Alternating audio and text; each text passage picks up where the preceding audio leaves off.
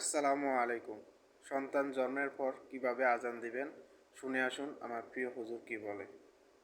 জন্মের পর সন্তানের ডান কানে আজান দিতে হবে, বাম কানে একামত দিতে হবে। ডান কানে আজান, বাম কানে একামত। বিভিন্ন হাদিস দ্বারা এটা সাবেত হয়, সাব্যস্ত হয় যে বাচ্চা জন্মের পর ভূমিষ্ঠ হওয়া সন্তানকে কোলে করে কেউ একজন নিয়ে আসবে। যে কেউ দিলেই হবে, বাপ দিতে পারে, চাচা দিতে পারে, অন্য কেউ দিতে পারে। এর জন্য কোনো হুজুর ঠিক করে আনতে এমন কোনো কথা নেই। আজানের বাক্যগুলো বাচ্চার কানে আস্তে আস্তে শোনাবে। আল্লাহু আকবার, আল্লাহু আকবার, আল্লাহু আকবার, আল্লাহু আকবার, আশহাদু আল্লা ইলাহা ইল্লাল্লাহ, আশহাদু আল্লা ইলাহা ইল্লাল্লাহ। এভাবে আজানের বাক্যগুলো ডান কানে শোনাবে। আবার বাম কানটা তার মুখের কাছে ধরবে। আপনি আস্তে আস্তে করে একামতের বাক্যগুলো তাকে শোনাবেন। এটা সুন্নাহ। সে বুঝে না আপনি কি বলেছেন, কিন্তু এটার প্রভাব তার অন্তরে গিয়ে গাববে, ঈমানের বীজ তার মধ্যে বপন হবে এবং ইনশাআল্লাহ বিইذনিল্লাহ এটার উপরে সে বেড়ে উঠবে।